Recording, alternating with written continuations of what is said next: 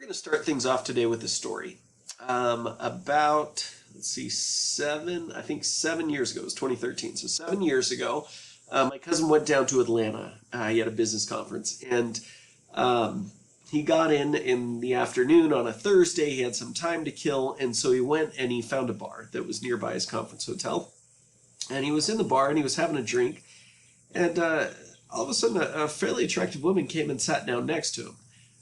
Now, this is surprising if you know my cousin. This is not the kind of thing that happens to him frequently, so he's a little flattered, a little excited, and so they get talking, and they're having a great time, and he has a couple more drinks, and she says, "Hey, let me buy you a drink this time," and again he's flattered, and then the next thing he remembers, he wakes up in a hotel bathtub full of ice.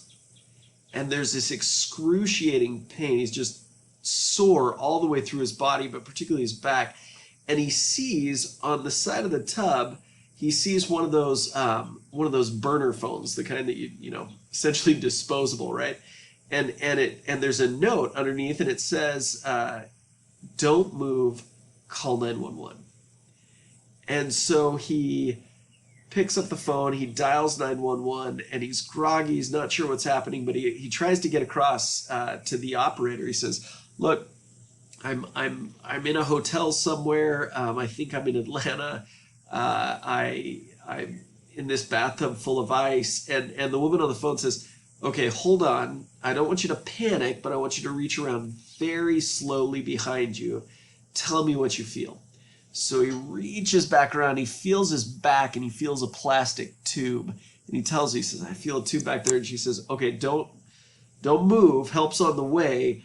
You've been the victim of an organ trafficking ring." So this is totally a lie. None of this story is true. Usually when I tell this in a class, there's audible gasps. People say, and it's horrifying. And so then there's a question, which is, okay, if I asked you to tell that story to a friend tomorrow, could you remember it? And then if I said, could you tell your friend what we talked about in class last week?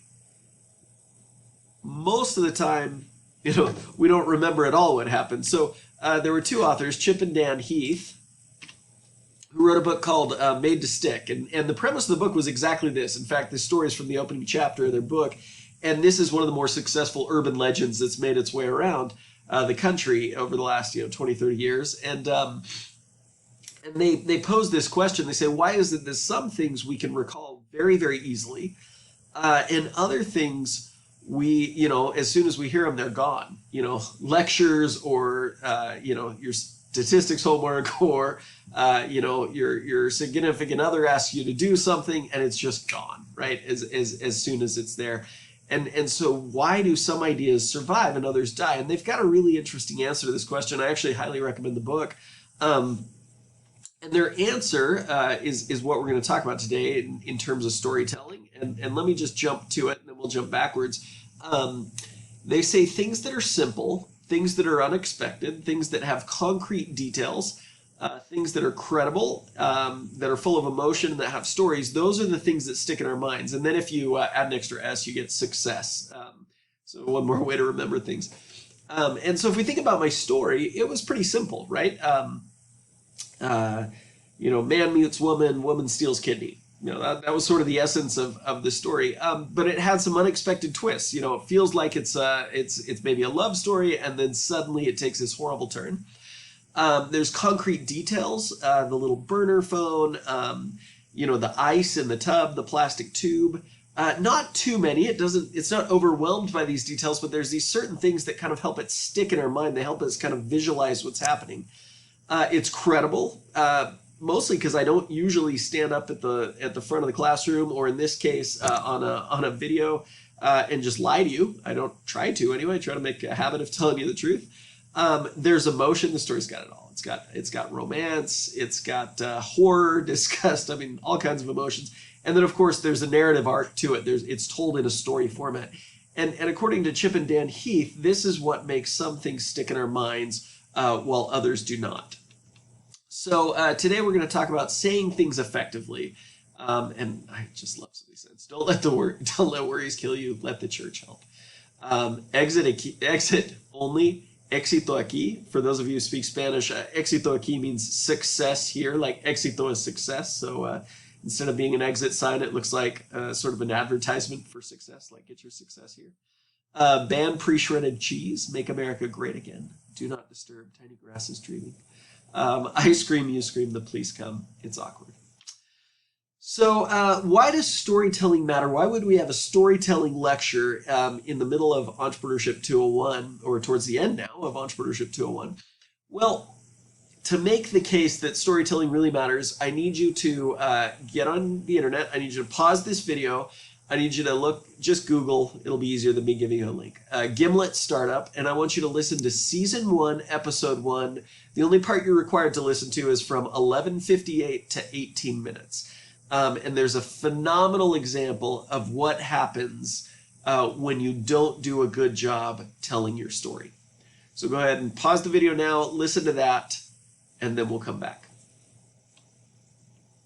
All right, I'm assuming we're back. I'm assuming you've paused the video and listened to that.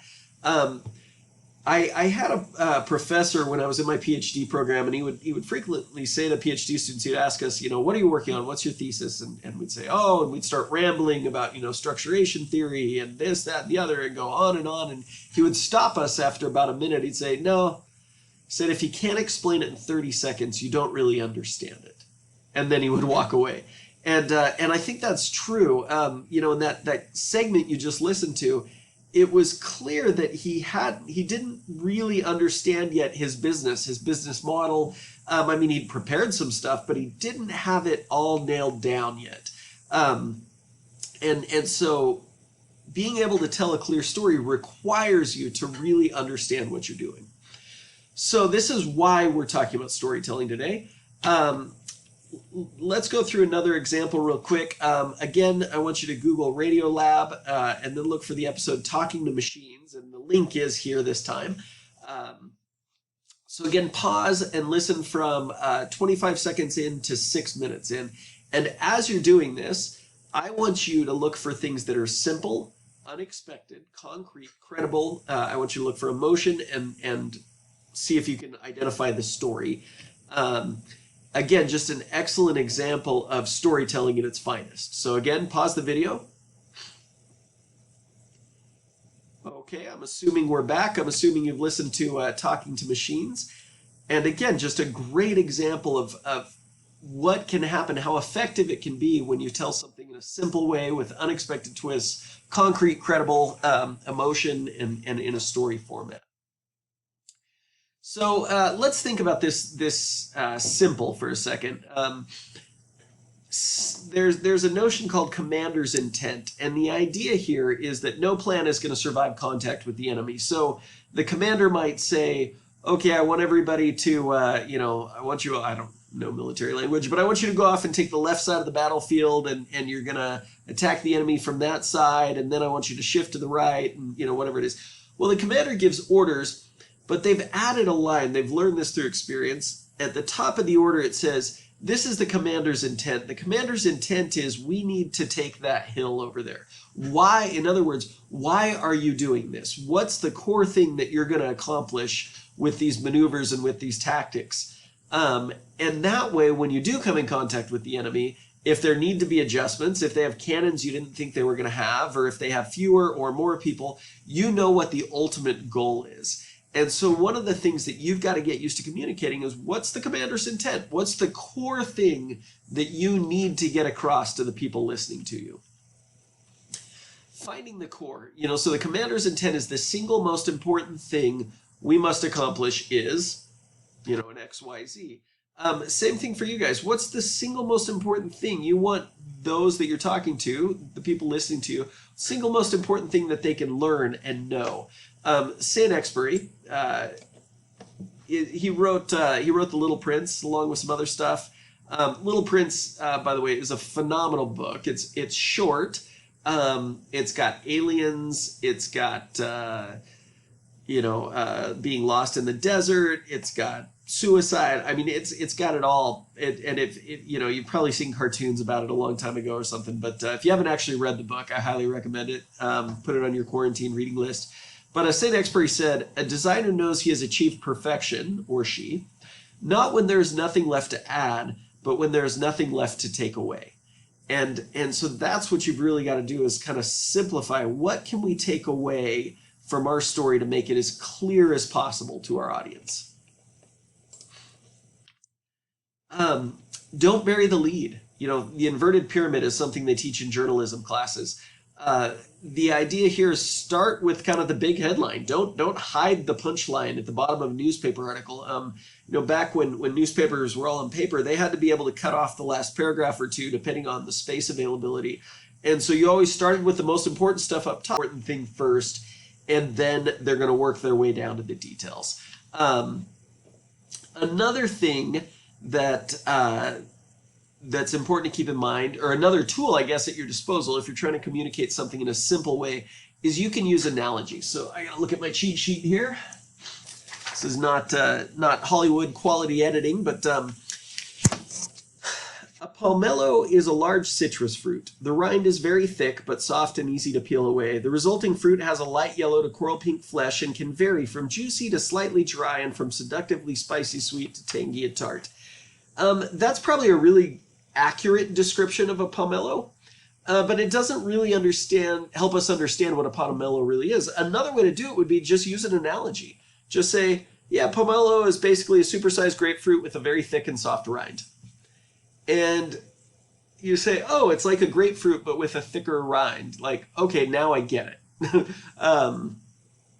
Similarly, in Hollywood, analogies are frequently used to pitch movies. I should probably update these examples because you guys haven't seen Aliens or Jaws. But if you you know, if you think back to Alien movies before Aliens, a lot of them were sort of big sci-fi, clean. You know, you think Star Wars, think Star Trek, kind of these very elaborate, kind of clean, futuristic kind of looking places. And then Alien, when they pitched Alien, it's got a totally different feel. It's gritty, it's grimy, it's in your face. The action is in tight, closed spaces. When they pitched Alien, they said, you know what? Alien is Jaws on a spaceship. That's the feel we want to get across. And suddenly you understand, right? If you've seen Jaws. You know, similarly with Speed, they said, hey, this is just Die Hard, but it's on a bus. Now, again, I should probably watch some movies that were made in this decade. But the idea is, or the last 2 or 3 decades, really. The idea here is you can communicate quickly using analogies in ways that might be harder to explain otherwise. So don't be afraid when you're pitching your venture to say, well, this is like Uber, but for X. So for you, let's keep it simple. Really communicate the problem, the solution, how it works. You know, find the core, don't bury the lead, use analogies. So for a couple more examples here of some ventures doing this, one venture doing this very effectively and one venture not. I want you to watch 2 videos from Google's 2018 Demo Day, and you can either Google or search YouTube for Google Demo Day 2018, or you can follow the link below. I want you to watch starting at minute 27:40 all the way up to 32:10. And then after you finish, that's ShearShare. After you finish watching ShearShare's pitch, then I want you to watch from 52:12 to 56:42, which is Robot's pitch.